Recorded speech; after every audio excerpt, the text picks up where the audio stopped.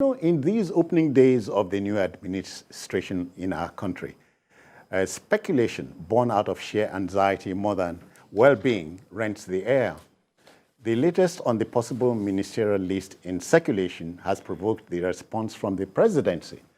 Presidential Special Advisor on Communication, Strategy and Special Duties, Alake, has let it be known that a purported list of ministerial nominees is a mere fabrication.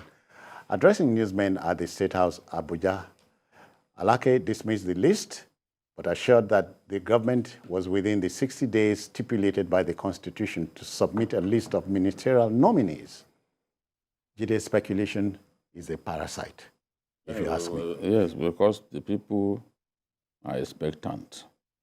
So it's understandable. I'm not saying that it's right to speculate because there's a thin line between speculation and falsehood.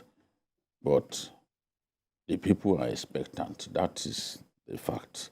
And I don't think that the president should wait until that deadline is just hours away before he comes up with his ministerial list. I know that there has been a lot of chopping, a lot of erasing of names that were originally mooted on his list. But that's understandable because the DSS are working. They are looking at these guys and they will advise the president accordingly. So, and there are all kinds of considerations that he has to factor into his choice of ministers. Look at Kano, for example. Kano, there are a number of big wigs in Kano. We also saw that the president met with Rabiu Musa Kwankwaso.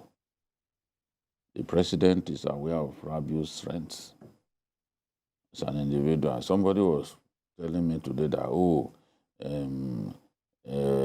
democracy, Nigerians are losing interest in democracy. He pointed at the number of people that voted in the last election.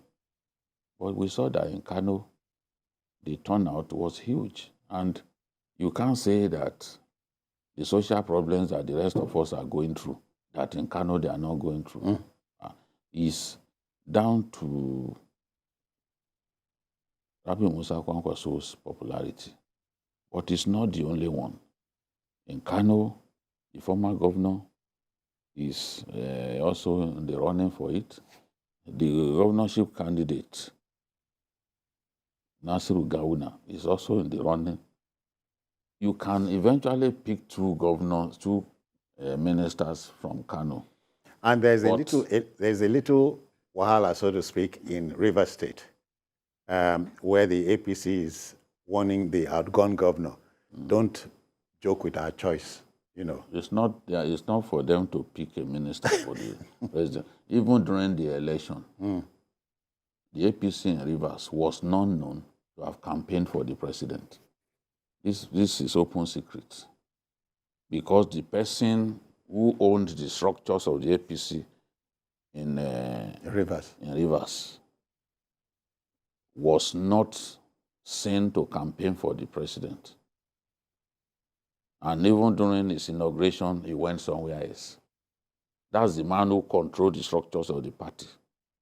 The governorship candidate of the APC in Rivers, the only time he showed up at the rally of Asiwaju Ahmed Tinubu was on the day he came to Rivers State, and it was simply to come and collect the flag.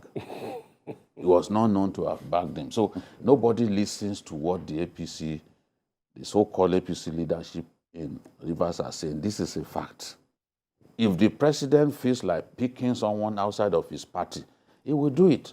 President Obasanjo did it, or even going to the point of picking the national chairman of a party and making him a minister, making him one of his top aides.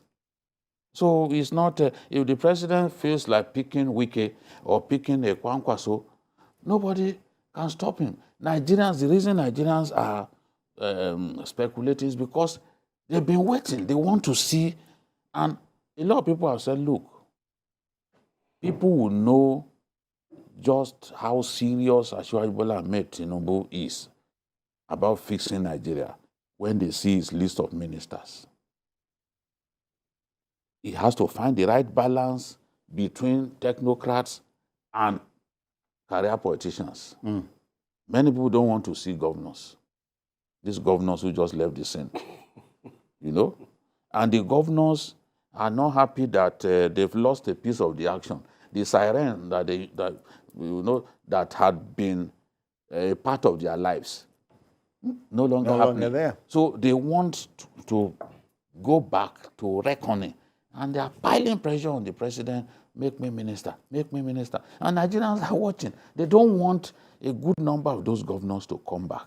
But the president also knows that you can't have a cabinet full of non-career politicians, non-politicians. You have to find the right balance. Maybe in very key ministries, you will find those technocrats and then still use some of these career politicians because you will need them if you are seeking the election. The technocrats, a lot of the technocrats now, they don't have electoral value.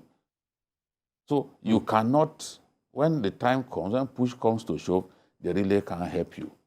So you have to find the right balance. And I know that that is the reason this president is taking his time. I like the way he conducted himself about the service chiefs. You could see that his choice of service chiefs resonated with our people. Clearly, he consulted extensively. And look at jubilation. Everywhere that Lagbaja has served, they were jubilating the barracks. They were happy. The same thing with Chris Musa, humble senior military officer, loved by his officers and men. They were happy that the president chose him. Look at the man that was made the chief of naval staff. Ogala. Nobody knew him. Yes. He never lobbied. In the army, they called such people a man without a father. He just happened on the scene because of his well-known brilliance, always on top of his class and all that. So this is what we want to see. Let him get the best for us, but he has to find the right balance between those technocrats and the politicians for his own political goods. Emeka, and then there should be a balance between this speculation and anxiety in the land. Don't forget, many of these politicians have online boys online who are always pushing things out. You know, yes, they have a retinue of paid, paid aides who are online, pushing out all kinds of things. So definitely the speculation, you should know, knowing Nigeria very well, is being powered by politicians more than the ordinary Nigerians because they want their names out there.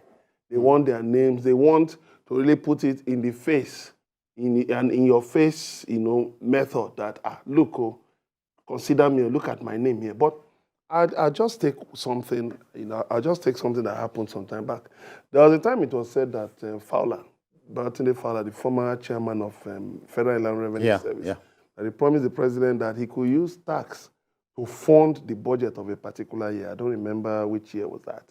Now, if you have somebody who, for instance, can say, all right, Mr. President, that we can, from this sector, we can take care of the budget from this sector. That look at the plan. And that government doesn't have to borrow. Even if government has to borrow, just maybe minimally. But from this sector, I think such people should be considered. You can put the career politicians in certain ministries where, well, sometimes, they can sleep over issues and you can just manage them here and there. But the real technocrats should be given a chance. I'll repeat Taiwo Yedele again, because someone I respect a lot. Somebody like that, he understands what tax means. You are not campaigning. No, I said, he has been given an appointment. He has already been given an appointment to head a committee on tax reform. Maybe you recommended him. No, no, but no, his hard work, his good work recommended him. So if somebody like that tells the president, for instance, I can and so we can fund the budget through this and that and that. I mean, people of that caliber, that's what I'm talking about. People of that caliber should be considered. It should not just be about, you know, let me sound off a little, gentlemen. I cannot wait to see the National Orientation Agency coming back to life, if you ask me. I cannot. Not asking funding is key. But and that's why I want that Ministry of Information bundled. Yeah. You know, part of what the Ministry of Information, part of the responsibilities that it undertakes now, you actually go to another ministry. You can't have Ministry of Information, Culture, and tourism coming on that. No. Because of the potential of tourism, culture, to make money for us and entertainment. So the president now has an essay on that. That should actually be a ministry on its own. Focus on it, energize that sector so that we can see real growth and attention being given to tourism, because we will certainly make money. If the UAE people were thinking like us, they won't develop their country. They will simply say, oh, we have oil. But they have oil, but everybody talks about Dubai, not for oil, for that matter, because of tourism. They wouldn't have hosted the World Cup. But that's Qatar. That's even Qatar, even Qatar, yes, tourism. of course. Yeah. So because that's where a lot of money is. Yes. They were building those tall buildings. They started with the first one, Burj Al Arab, then Burj Al Khalifa. Yeah. Because they know that they can make a lot of money. Just standing in front and looking at it, do you know how many people come to look at that building in a day?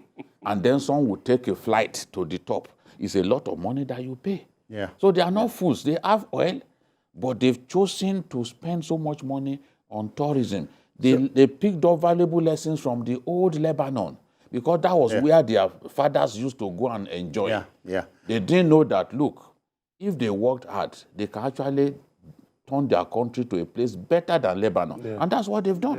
And of course, we remember that Lebanon was the most beautiful city on the planet at a time. Yes, before wars turned into what it is today.